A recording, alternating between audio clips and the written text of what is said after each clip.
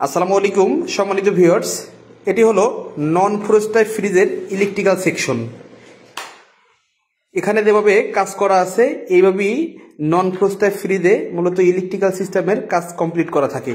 আমরা একটু লাইন বন্ধ করে আপনাদেরকে ক্লিয়ার করে দেব। এখানে আমি 2 পিন প্লাগের মাধ্যমে সাপ্লাই নিয়েছি। প্রথমে ফেজ এসে থার্মোস্ট্যাটে কানেকশন করেছি। থার্মোস্ট্যাটের যে প্রান্তে কানেকশন করেছি এর সাথে উপরেরটা কিংবা এই পাশেরটা সবগুলোই কিন্তু সবসময় শর্ট অবস্থায় থাকে। এর মানে এ পাশে আপনি যখন ফেজ কানেক্ট করবেন অটোমেটিক এখানেও ফেজ চলে আসবে, এ পাশেও ফেজ চলে আসবে। থার্মোস্ট্যাট এমন এক ধরনের সুইচ যার কাজ হলো টেম্পারেচার কন্ট্রোল করা। তাপমাত্রার উপরে ডিপেন্ড করেই এই থার্মোস্ট্যাট সুইচটা কাজ করে থাকে। আর থার্মোস্ট্যাট থেকে লাইন বের হয়ে এখানে টাইমার মোটরে ইনপুট হয়েছে।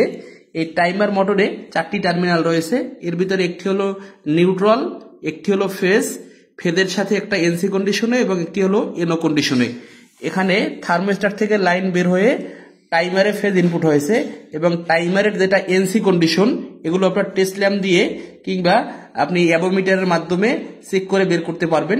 এনসি থেকে লাইন বের হয়ে এদিক থেকে লাইন এসে কম্প্রেসার, যেটা আমি ল্যাম্পের মাধ্যমে দেখিয়েছি, কম্প্রেসারের লাইন ইনপুট হয়েছে। কম্প্রেসারের লাইন হওয়ার আগে এদিকে পিটিসি রিলে থাকবে এবং এর নিচে পাথর রিলে থাকবে।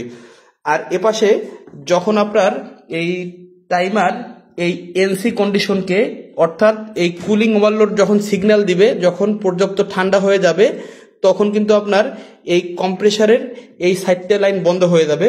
অর্থাৎ এনসি রে নর্মালি ওপেন করে তখন এই লাইনটাকে এনসি করে দেবে। তখন এই ফিউজ, ওভারলোড এবং এই হিটারের লাইন চলে যাবে।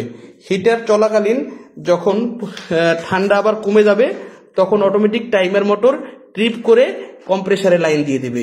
এভাবেই আপনার এই ইলেকট্রিক্যাল সিস্টেমটা আপনার কাজ সম্পূর্ণ করে থাকে। আমরা একটু লাইন দিয়ে চেক করে দেখব। এই লাইন দিলাম, এখন কিন্তু আপনার বাতি জ্বলে গেছে, অর্থাৎ ফ্রিজের দরজা খোলা আছে। দরজা যদি এই বন্ধ করে দেই তখন কিন্তু আপনার এই আপনার লাইটটা বন্ধ হয়ে গেছে, কুলিং ফ্যান এটার সাথে সাথে কিন্তু চালু হয়ে গেছে। আর এদিকে কিন্তু কম্প্রেসার চলতেছে। এখানে আপনার এই ডিসপ্লে করা হয়েছে যার জন্য কিন্তু এখানে এই হিটারের লাইন দেখা যাচ্ছে না। হিটারের লাইন তখনই আসবে যখন এটা বরফ পাবে বা ঠান্ডা পাবে, তখনই কিন্তু এই গ্লাস হিটার কুলিং ওভারলোড ডিলেতে লাইন চলে আসবে। আর এখানে সেফটি ডিভাইস হিসেবে এই ফিউজ ব্যবহার করা হয়েছে। আশা করি সম্মানিত ভিউয়ার্স আপনাদের নন ফ্রস্টাই ফ্রিজের ইলেকট্রিক্যাল পার্ট ক্লিয়ার হয়েছে।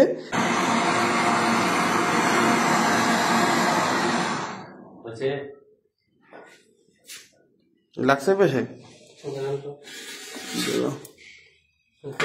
এই পাশটা ভালো দেয় কিন্তু এই সিটের থেকে ওই নিচটা ভালো দেয় কিন্তু না। আচ্ছা একটু ঠান্ডা করা লাগে, ঠান্ডা করে তুমি ছোট বালতিতে একটু পানি নিয়ে দাও, ওই সাইডে রাখো।